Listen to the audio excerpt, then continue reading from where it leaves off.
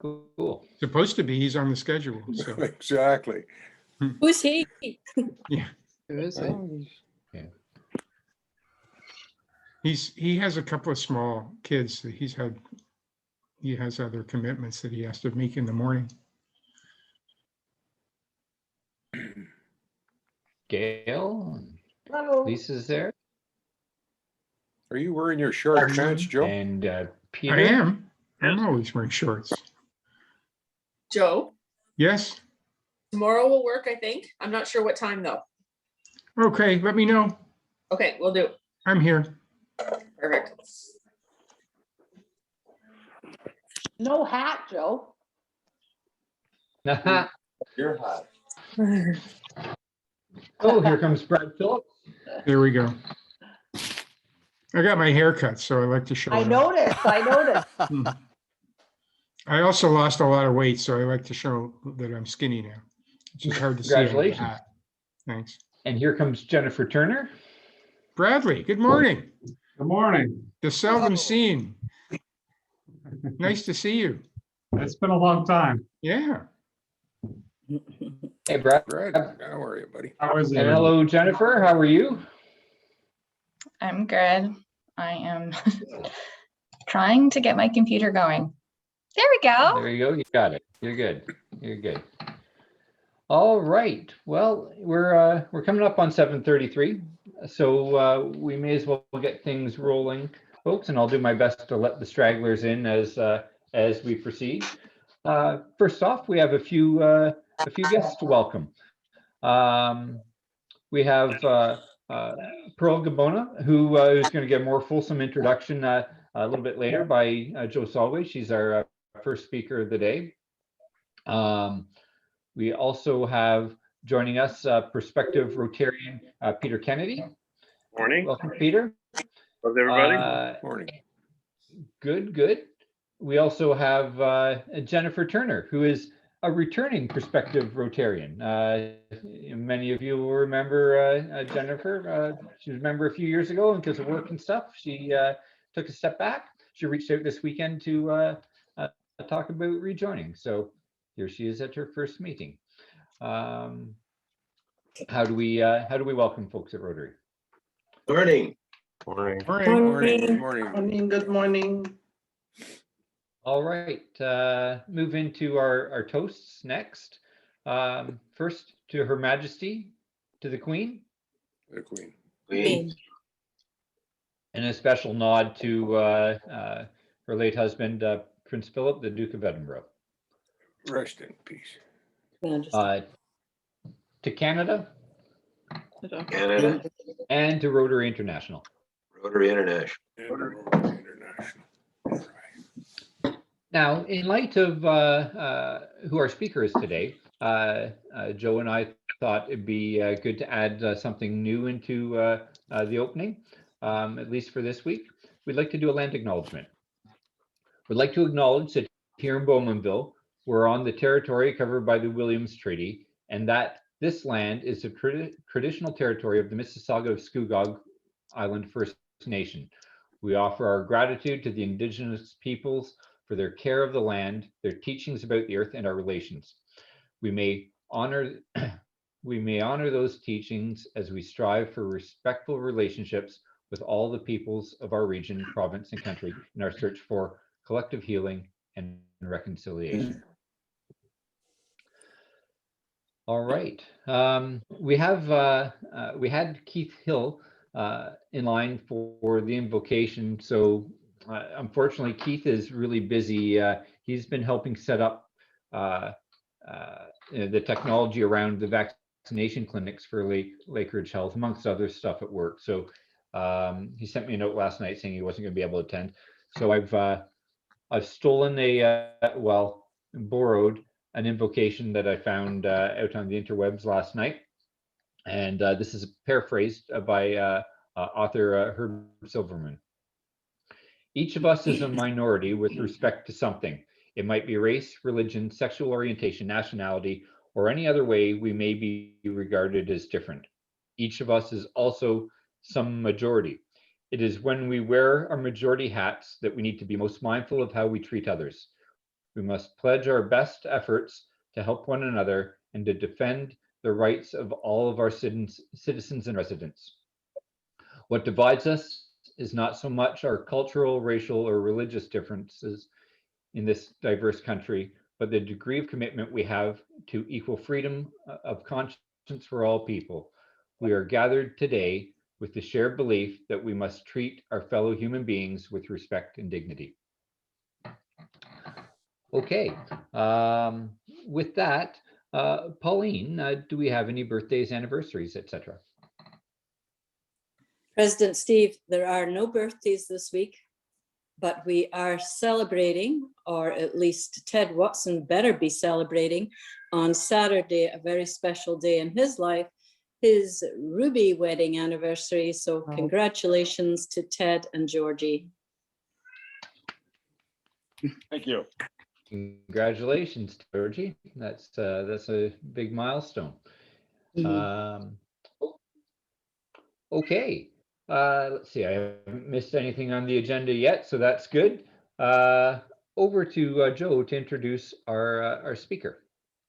Thank you, President Steve. And one of the things that I learned from this morning's speaker is that there are about 28,000 registered Métis living in Ontario, but she says that are in fact way more than that, and she's going to tell us why. Her name is Gabona. She's wearing a beautiful sash this morning. She's a Bowmanville resident and an elder of the Métis Nation of Ontario. Before we get to her, I wanted to play a video that she referred me to. It has some background of the Métis people of Canada. It was commissioned by the National Center for Reconciliation, and it features a 6-year-old from Manitoba named Rosie Darling. And I hope I do this right because I've never shared a video before. Here we go. It's not running. Okay, there we go. Can people see? Hi, I'm Rosie, and I'm Métis. Most of my friends don't know what that means. Here's what I tell them. The Métis people started when a bunch of guys called the Voyageurs came here to the prairies to work the fur trade. Along the way, they met the First Nation people who had lived here for thousands of years. They helped the Voyageurs in their travels. Sometimes the Voyageurs even married some of the First Nation women. Their babies were a mix of both cultures. By the way, do you know where babies come from? I do. As the little babies grew up, they found it hard to fit in. They weren't exactly like their mom or their dad. And do you know what they called themselves? Métis, which means mixed. These were the founders, the first official generation of the Métis people. The generation of my great grandparents. That's 7 generations leading to me. Not all of them were happy to be Métis. Actually, it's kind of been a roller coaster ride. So the founders had babies. These babies grew up to be the proud generation. They grew up really happy to be Métis. Sadly, after many years of fighting for the right, Louis Riel and the Métis were defeated at the Battle of Etoche. So many things they worked so hard to build were burned to the ground. That made their babies the defeated generation. They had seen their parents, the proud generation, lose the fight. Even though they loved being Métis, they stayed pretty quiet about it. Their babies grew up in a world where being Métis was a really bad thing. They were the shamed generation. Everywhere they went, people said mean things just because they were Métis. Not fair. And that's why the shamed generation raised their babies to hide their Métis heritage. And this hidden generation got very good at hiding. Where are you guys? And guess what? They didn't even tell their babies who they were. Crazy! Mom, are you hiding anything from me? These babies are what I call the lost generation.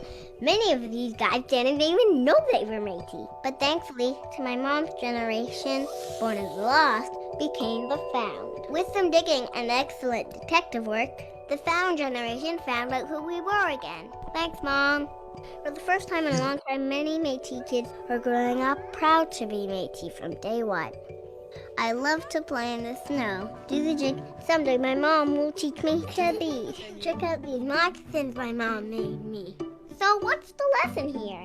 Knowing who we are and why we're proud of it makes us happy people. Happy people are nice to each other. And when we're nice to each other, only good things can happen. So that's the story of the Métis people. Next time I'll tell you where babies come from.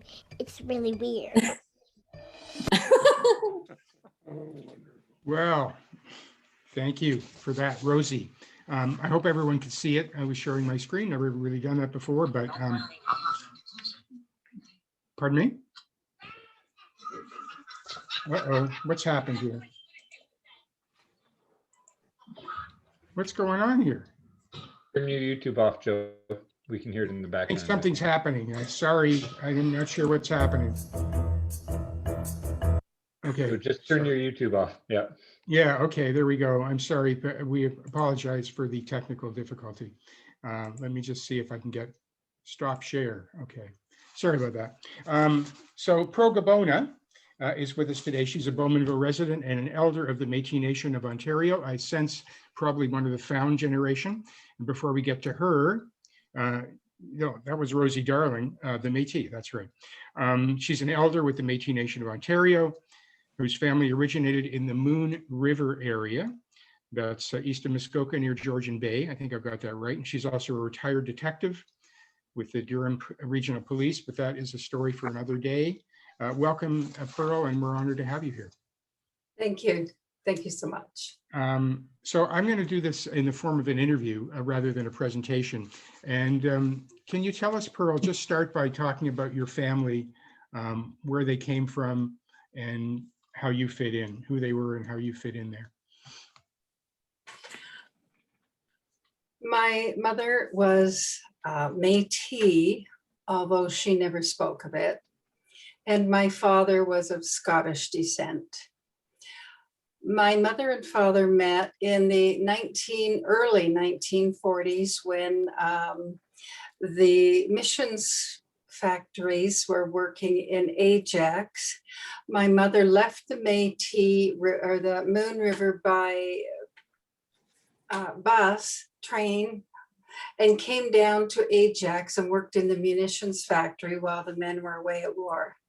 My father didn't go to war. He had health issues. And so, you know, the Oshawa Red Barn, and way back then it was around, and they would meet at the Red Barn, all the women from the munitions and all the men from General Motors and the General Motors dealerships. And that's how my mother and father met. They were two people from two different worlds. My father was an only child. My mother was one of 13 children. They initially, after they got married in 1942, they had 5 children. I was the 4th of 5 children. I have 3 brothers and 2 sisters. In early 1950s, the marriage fell apart, and my mother showed up at my aunt's place with me and a man who was not my father. And my mother asked my aunt if she would keep me for a few days. And of course, my aunt said, sure. When she didn't return for me 2.5 weeks later, my aunt decided she better buy me some clothes. I never saw my mother again. My father did not know where I was because he was not familiar with all of her family. And I never saw my brothers and sisters for about 7-8 years. My aunt kept me and was good to me. But when I seemed to be about 5, she thought I ought to be in school. So she contacted the local priest and said, I've got this little girl. I'm not sure how old she is. I don't have a birth certificate. I don't have a baptismal certificate. I don't know what to do, but I think she should be in school. And the priest said, "Where are her parents? Where is her mom? Can you not find them? You must find them. You can't just keep a child." And so my aunt had a mailing address. We're talking the early 50s. There was only snail mail, and wrote a letter to my grandmother and said, "I have Pearl here. I need to get her into school. Can you send me her birth certificate or something?"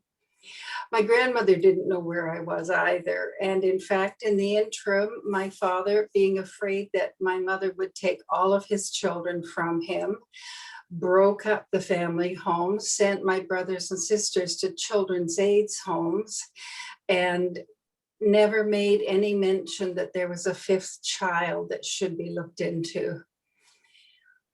My father, when he got the letter and found out where I was, he picked up the local newspaper. At that time, I think it was called the Ajax Advertiser or something.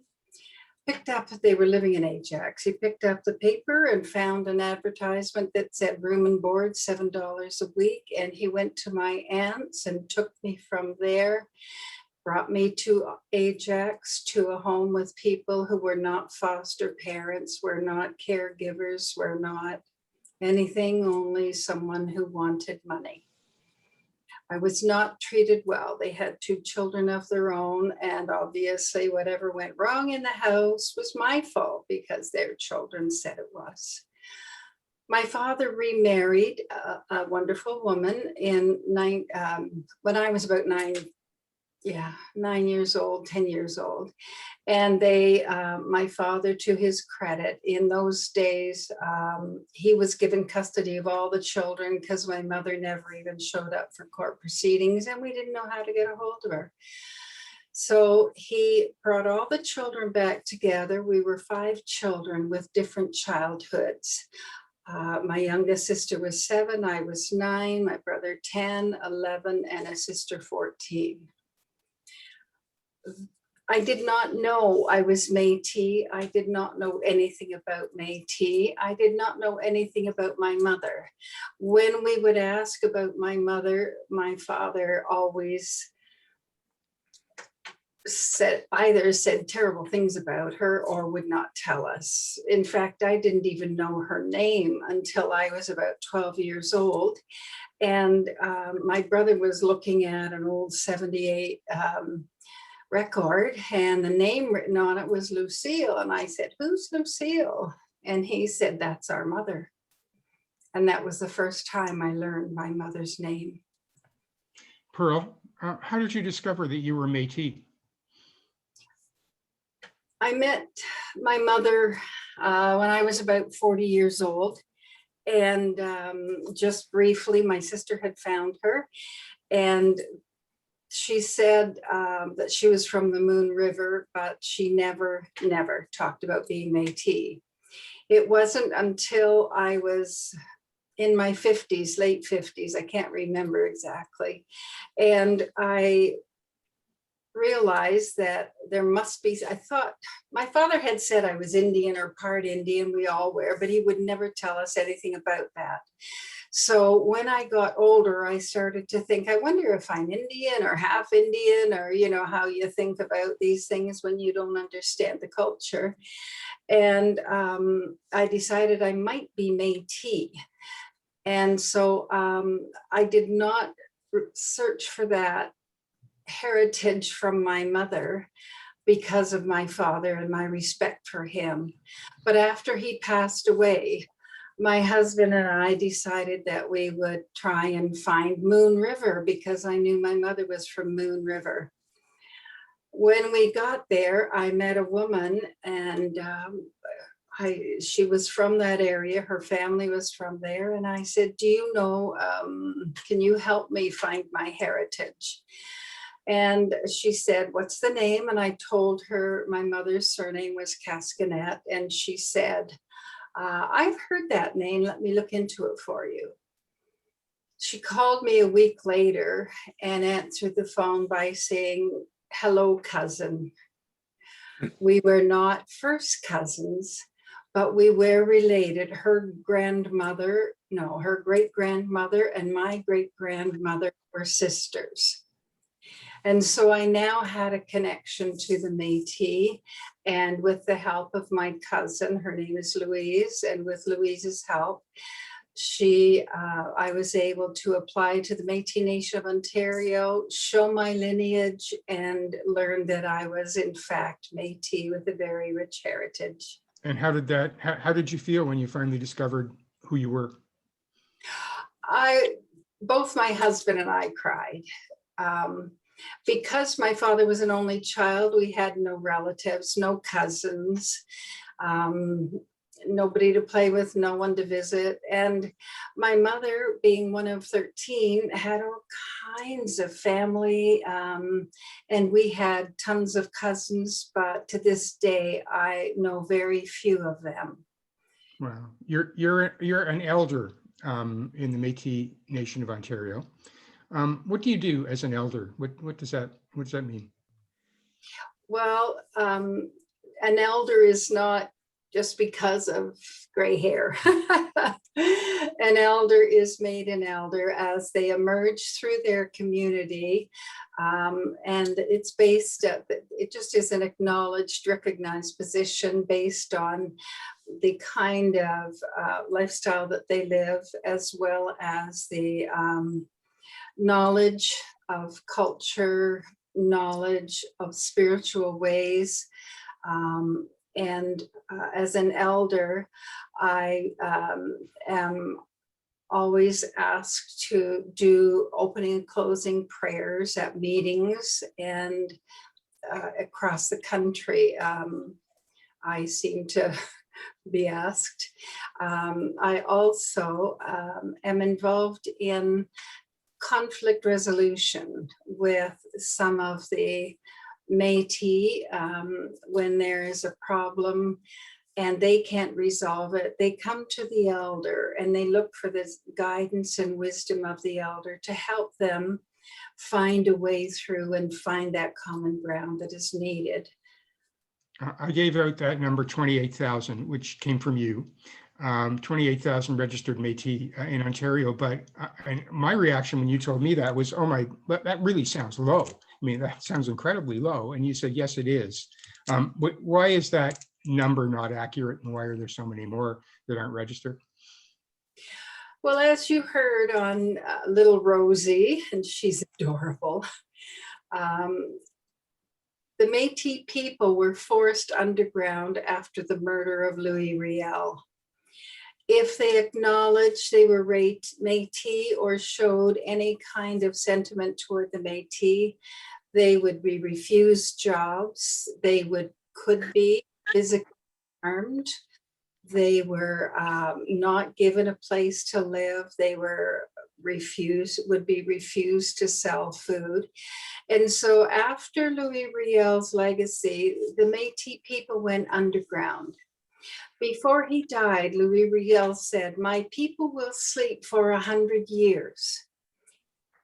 And when they awaken, it will be their artists who bring back the culture." That was in 1883. And in 1983, when the Constitution of Canada was raised, Section 23 said that the Aboriginal, at that time was the word used, now we used Indigenous, but the Aboriginal people of Canada are the First Nation, Métis, and Inuit. In 1993, the Métis in Ontario started to organize. They created the Métis Nation. But even in the 1960s, there was a 60s scoop where the children were taken away from their parents because they were Métis and put into foster homes or residential schools. And so they didn't acknowledge their heritage. And as a result, many of the Métis, like me, did not know they were Métis. The Métis do not live on reservations.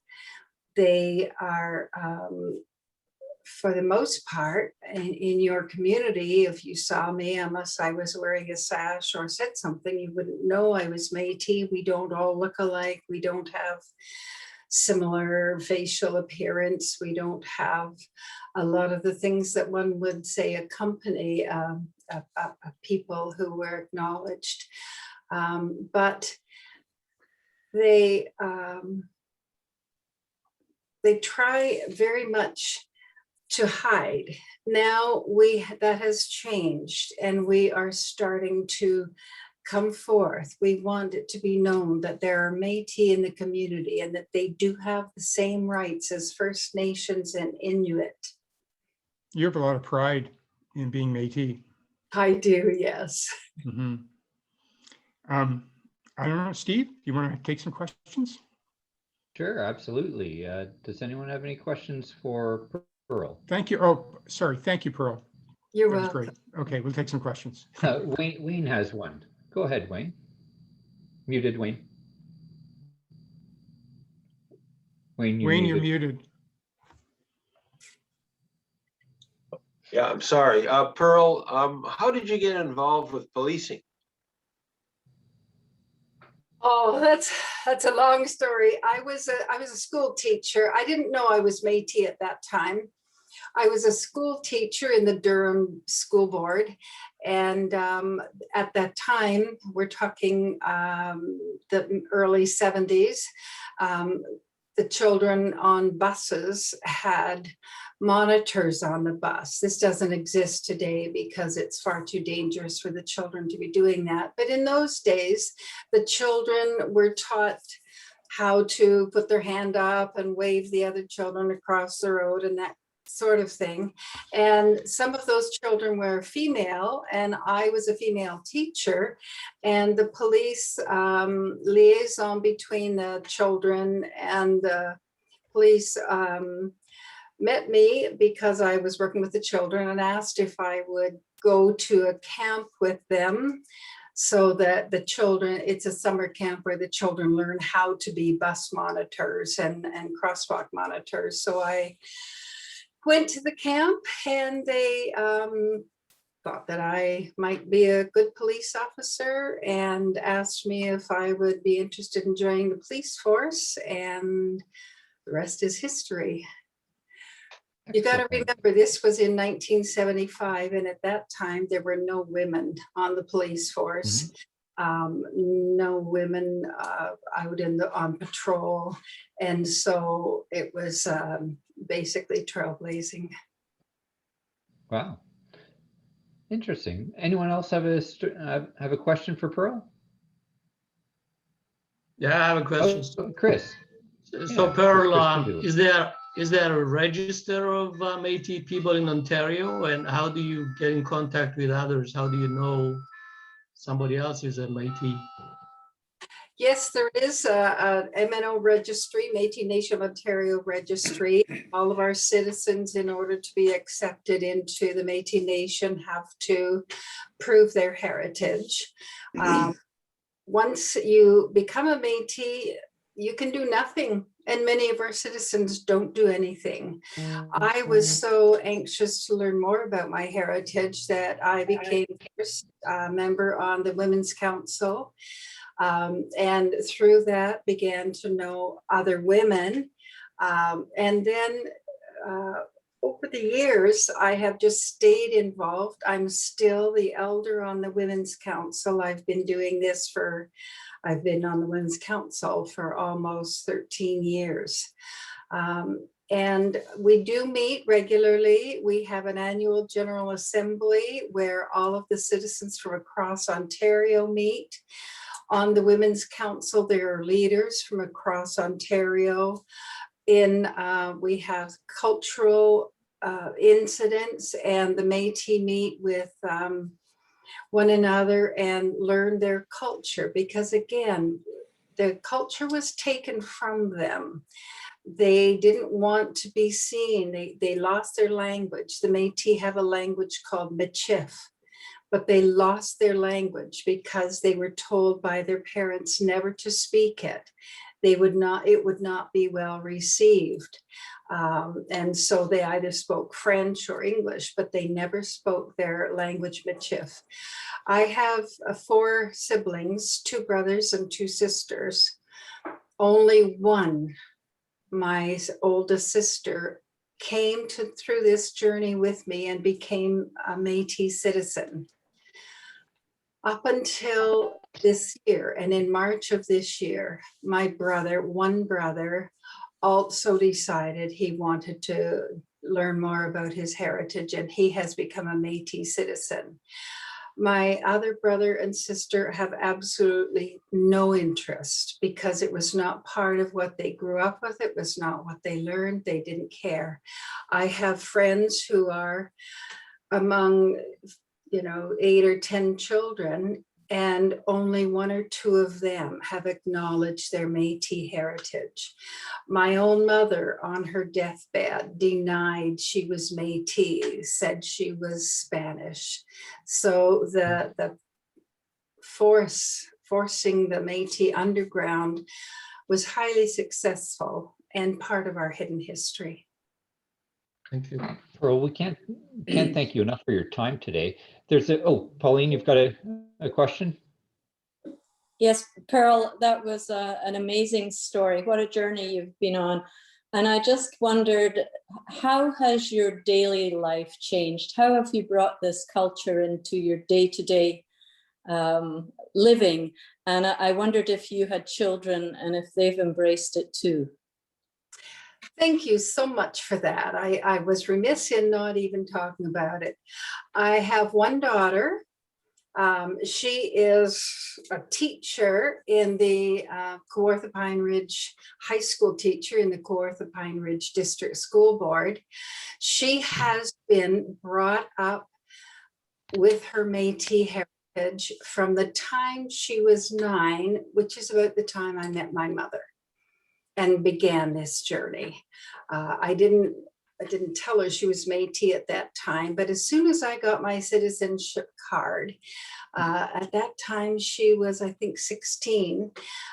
Interesting story if we have time. She went to the high school here in Bowmanville and met her now husband at the same high school. And they began dating, and around the same time, his family said that they had Métis heritage and wanted to find it as well.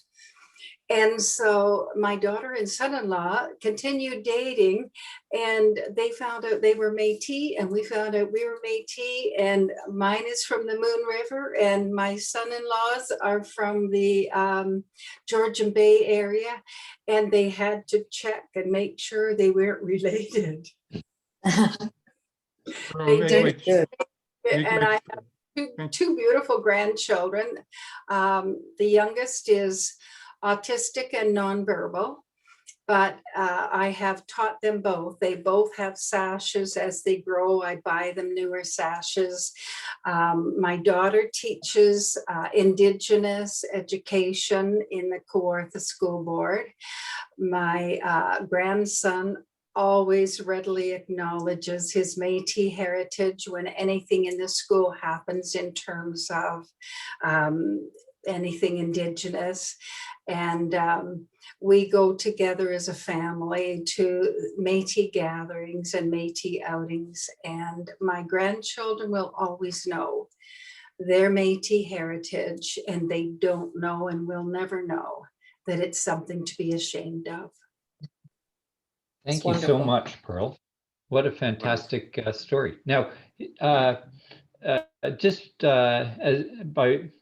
before I thank you and we move on to the next piece of the meeting, I wanted to tell everyone something, and Pearl, you might find this very, very interesting. Most members of the club know that my wife and I are the organizers for the local Terry Fox Run. This Saturday, we had the kickoff for planning for this year's run, hoping that it's going to be a real run, not a virtual run like last year, but all signs point to virtual. But something that the Fox family has found out later in life, much like Pearl, was that through Betty Fox, Terry's mother, they are Métis.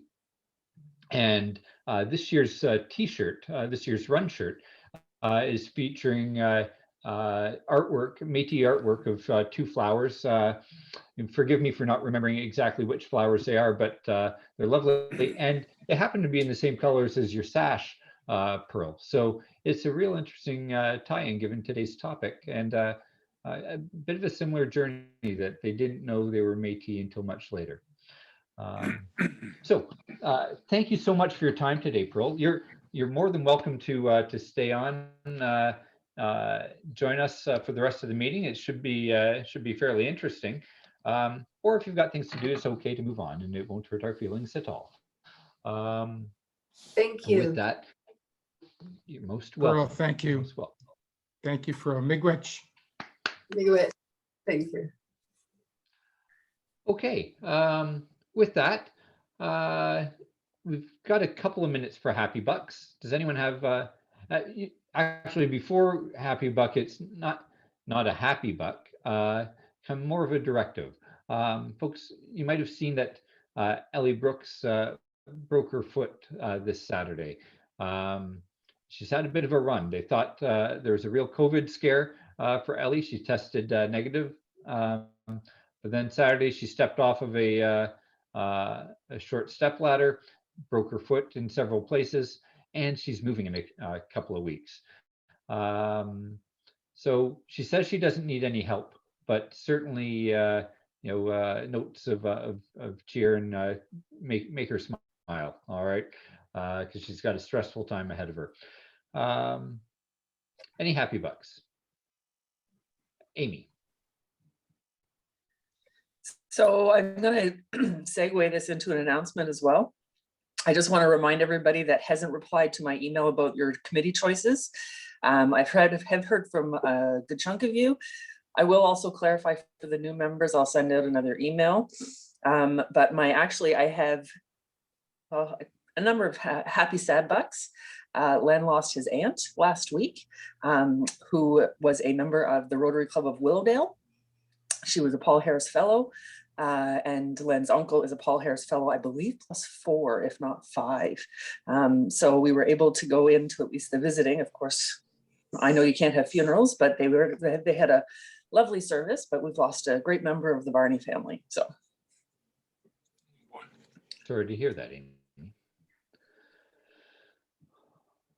Okay. Any others? If not, we'll move along. Oh, Ted. Ted's got a Happy Buck. I see your hand there, Ted. Yeah, I got 50 Happy Bucks for 50 years. Fantastic. Congratulations again, Ted and Georgie. Okay. Moving on, we've got another edition of our Know Your Rotarian segment. Today we have Brad Phillips and Chris Salasco, who are going to tell us a bit about each other. Gentlemen, over to you. All right. I'll give the honors to Brad to kick things off. All right. Well, thank you very much, Pearl. I wanted to acknowledge your presentation. I haven't been to a Rotary meeting in probably 2.5 years. So that was an interesting one to come into. So I appreciate your sharing of your experience. This Meet Your Rotarian is actually kind of cool because I actually see a few faces that I have no idea who you are. So maybe when all this COVID stuff actually stops, we'll actually go to a meeting and meet people in person. But for the people that I don't know, nice to see you. But my job today was to, I guess, learn a little bit about Chris Salasco. So I'm going to share what I found out about Chris through this process, and we chatted for quite a while yesterday, actually. But long story, kind of a interesting way to get to Bowmanville, Clarington area. So grew up in Bradford, Holland Marsh. Grew up essentially farming, weeding, cabbage and cauliflower, which is kind of a cool thing. Went to York University for his education, and had aspirations of working in the big bank in Toronto, finding his way to Bowmanville, not quite the same direction. Ended up going to Sudbury for a few years with his now wife. Sorry, my notes are, I got a lot of chicken scratch notes here. What's his wife's name? Philva. Wife Philva. 2 boys named Logan and Nick. It ended up coming to Bowmanville by moving because of his job. So his job moved him to Oshawa. So he moved down this way. His boys are in grade 12 and grade 8 this year. So two kids that are missing out on their graduation year, actually in school, which is a shame, but obviously we all understand why. Chris's wife works for the BDC and has done for 20 years. Chris himself is on the business side of benefits, essentially. The Peak Benefits in Peterborough, actually, is where he's working these days. He has coached rep soccer for a number of years through Darlington. Both his boys were actively involved in rep soccer and hockey, so that's kept him incredibly busy while he's been involved in that. And apparently he became a Rotarian because Gord Wallace told him he had lots of time on his hands when he stopped coaching. So it's kind of an interesting path to get where he is now. Loves traveling, been Portugal, Ireland, among other places. Hobbies include camping, which he has self-proclaimed glamping, actually, and looking forward to using a brand new 28-foot trailer this camping season with favorite park Bon Echo amongst others across the province. So learned a bunch of other things, but I've been told that I don't have a crazy amount of time, so I'll leave it at that. And I'm sure if anything has sparked anybody's interest about Chris, they can reach out to him and say, hey, what's this Brad said about you, and go from there. Cool. Excellent. Thanks, Brad. Thanks, Brad. Chris, over to you. Tell us a bit about Mr. 2.5 years over here. Well, you know what? It's funny. I'd first met Brad at a Board of Trade event, probably a golf tournament or a meeting, and I think we did play golf actually one of the tournaments. So it was good to catch up. We spent a fair bit of time yesterday chatting, and I thought about it a little bit last night, and it's I wouldn't say that I'm Brad 10 years removed, but for the most part, we had a lot of similarities in our family life and things that we like to do. So that what I learned from Brad, obviously married to Christine, has 2 young kids, 6 and 2, which obviously goes without saying why he hasn't been around for 2.5 years to a meeting, as that's been really keeping him that busy.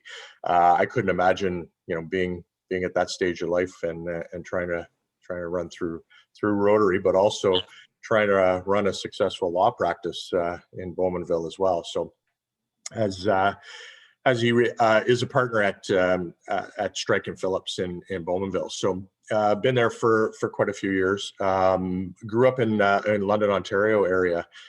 His wife grew up in Whitby, and that's kind of how they ended up down this way. So, we're kind of both transplants in the Clarington area. So that a little bit of common there. A couple interesting things that I didn't know about Brad was he did his law school in England. Ended up, which was pretty cool, playing tennis at Wimbledon, which I don't think there's very many people in in our area that could say that you've hit the courts at Wimbledon to play a little tennis, and took up a little bit of rowing while he was there too on the River Thames. So I think if you're in England, those are probably two things you want to do while you're there, and take advantage of. So found out also that in the last few years too, that the family has taken an interest in camping as well. And it turns out this summer, and we're just going to miss each other, I think, at Bon Echo campground to do camping. So it sounds like the family really enjoys doing all of that and getting involved. As far as Brad's been heavily involved with the Board of Trade. Some of you may remember as well that politics has been in his cards in the last number of years as well, and just with the family growing and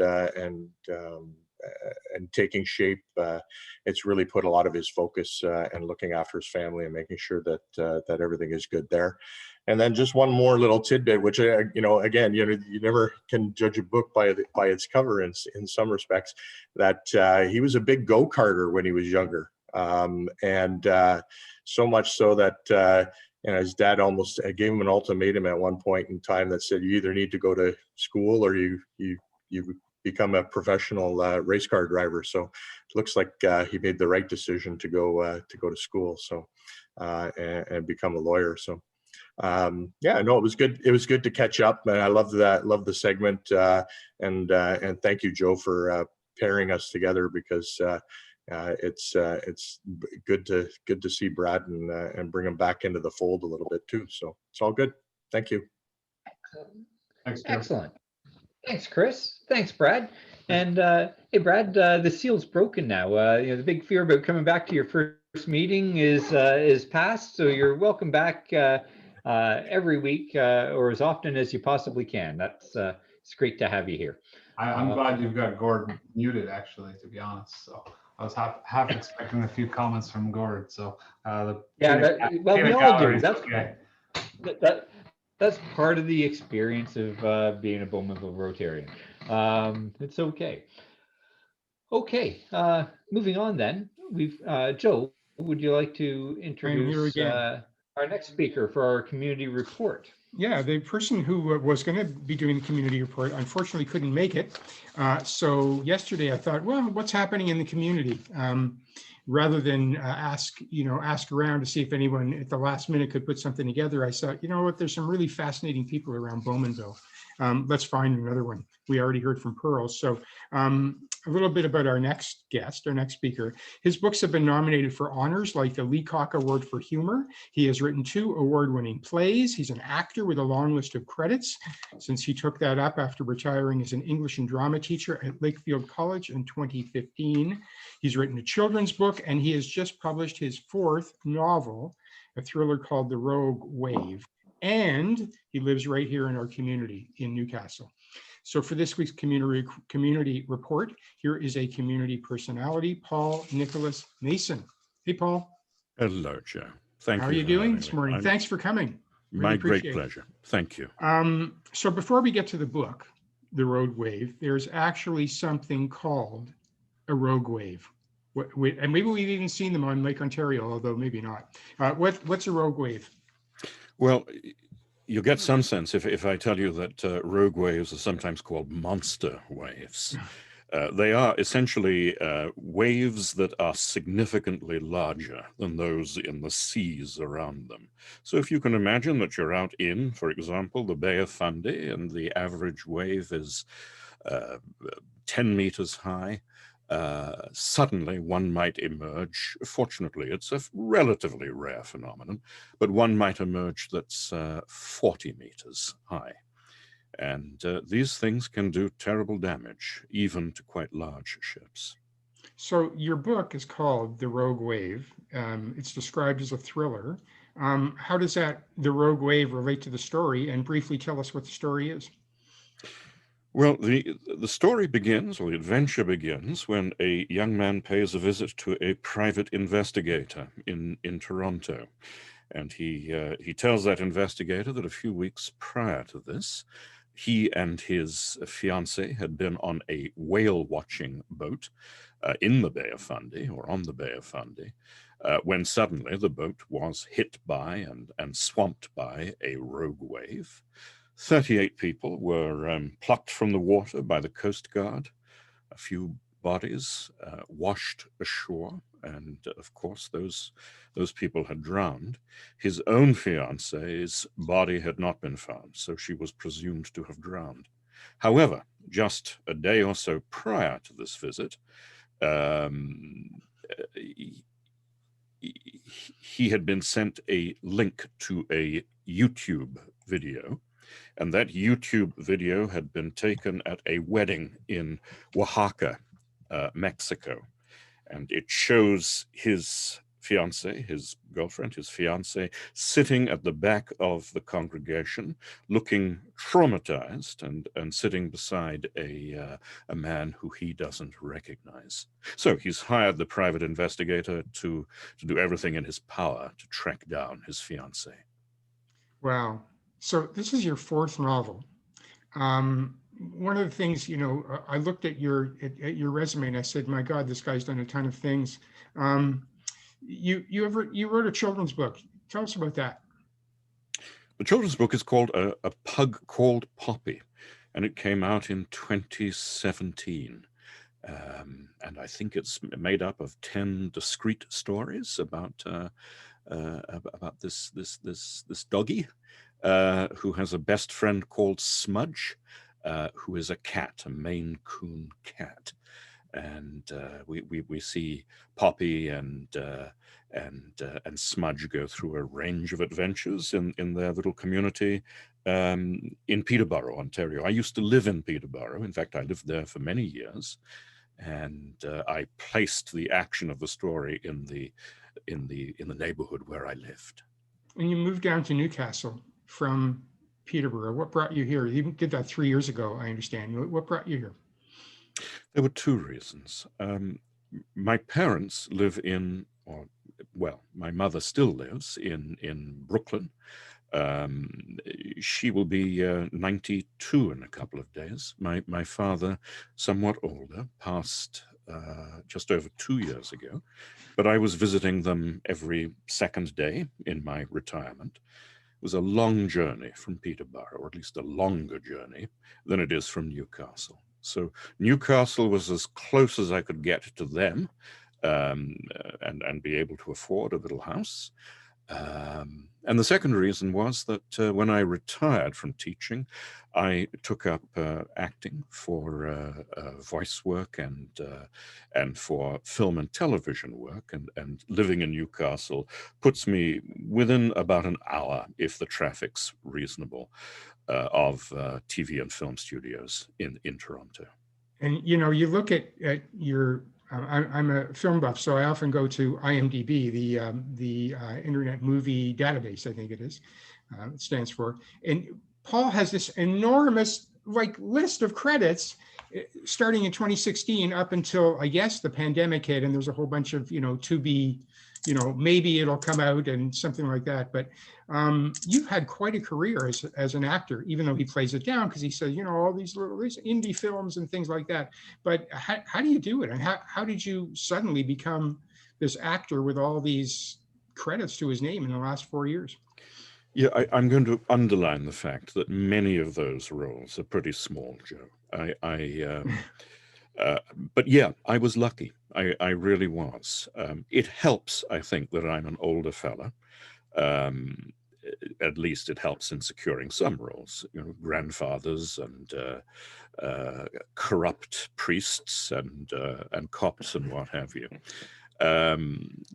I had a good run until COVID hit, and like so many of the people who are with us right now, I'm guessing COVID had a major deleterious effect on my career. I hate to sort of say this, to sound like an agent, but if we're looking for a Donald Pleasance type, is this who they go for, Paul? Donald Pleasance? I have to confess, I don't know who he is. Don't know who Donald. Oh, look him up. There you go. I will. I will. Older I'd like man to think with- of myself as a Patrick Stewart, but Well, there you go. Yeah, kind of like Donald- Patrick Stewart, sort of an older English gentleman who No, is Paul. follicle Maybe you challenged know. and. Anyway, sorry. Thank you Yeah, very he much. was, he was a great actor. Donald Pleasance. I will look Yes. him up. Look him up. Yeah, I you will. should. There you go. Yeah. I'm He sure was in that a James Bond movie as well. Ah, okay. I'm sure when producers say, "Get us a Donald Pleasance type," you're one of the pictures that comes across their table. I don't know if anyone has any Tended to play questions. but rather nefarious characters, did he not, Donald Pleasance? He did. Yeah. I like playing nefarious characters. I'd sooner there do you that go. than the grandfather roles that I often get. Although in real life, I'm a loving grandfather. You played a corrupt priest? I've played all kinds of corrupt roles, Joe. Yes. Yeah. I do a reasonably, I can transform myself into a fairly sinister fellow if there's a need for it. Oh dear. Yeah, somebody just said it's the deep voice. There you go. It may well be. So Steve, I'll hand it back to you. Thanks so much, Paul. This is great. It's so wonderful that we get to meet so many really interesting people living in Clarington. Thank you so much, Joe. Yeah, Paul, thank you for taking time today. It's great to get to know you. Oh, sorry. One more Paul. thing. How can people get a copy of your book? Well, thank you for asking. I'm going to brandish it at the screen. Oh, that's not going to work, is it? No, it's good. Is it? Okay. Yep. It should We're be in bookstores across Canada. It launches April 15. It's already available on all the online platforms, Chapters Indigo, McNally Robinson, Amazon all over the world, Barnes and Noble. But I do like to plug the small independents when I can. So if you are someone who normally shops in an independent bookstore, when they reopen, I would send you in that direction. Thank you. Thank you. Excellent. I was going to say, I'm sure you can find your book in fine bookstores everywhere. So looking forward to it.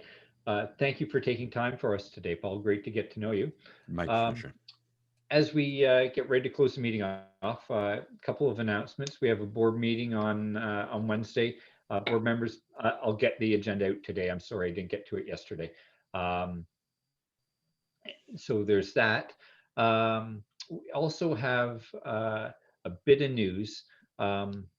Last week, Chris Velasco and I heard from Durham Region Health. Many of you know we've been thinking about doing a drive-through rib event the weekend of June 11th, 12th, 13th this year.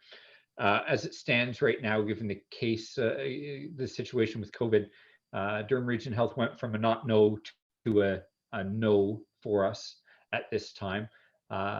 Until things start to open up, they are not entertaining any permits of any type, regardless of how much like a Tim Hortons drive-through this might be. They're just not going to entertain it. So we're not without hope here, but we're going to continue planning. But it looks right now like June 11th, 12th, 13th probably isn't going to work for us. Keep looking at other opportunities. So those are my announcements. And with that, Lisa, do you have our quote of the week? I do. Can you hear me okay? Gotcha. Yep, sure. So this quote is from Marie Curie. Nothing in life is to be feared. It is only to be understood. Now is the time to understand more so we may fear less. Thank you, Lisa. That's fantastic. Okay. Oh, John, go ahead. Yeah, just basically some information for you all. The Oshawa Club next Monday at noon, they have a special meeting, which is a joint meeting between themselves and a club in East Moscow in Russia. And Holger Knack is also on the call. If you're interested in joining it, get in touch with the Oshawa Club and they'll give you the Zoom link. Thanks, Steve. So to that point, right after this meeting, I was going to send out all that information to everyone. So thanks for pointing it out, Sean. Be on the watch out for that. Okay. If there's nothing else for the good of Rotary, pausing for effect. Remember, in the things that we say and we do, our four-way test. Is it the truth? Is it fair to all concerned? Will it build goodwill and better friendships? And will it be beneficial to all concerned? With that, thank you to all of our guests, Peter, Jennifer, our prospective Rotarians, and to Pearl and to Paul, our speakers. Thank you for taking time out of your day to join us. Have a fantastic week, everyone. Fabulous meeting. Thank you, everyone. Have a good week, everyone. Well, Steve. have a good weekend. Week. Bye, everyone. Thank you. Okay.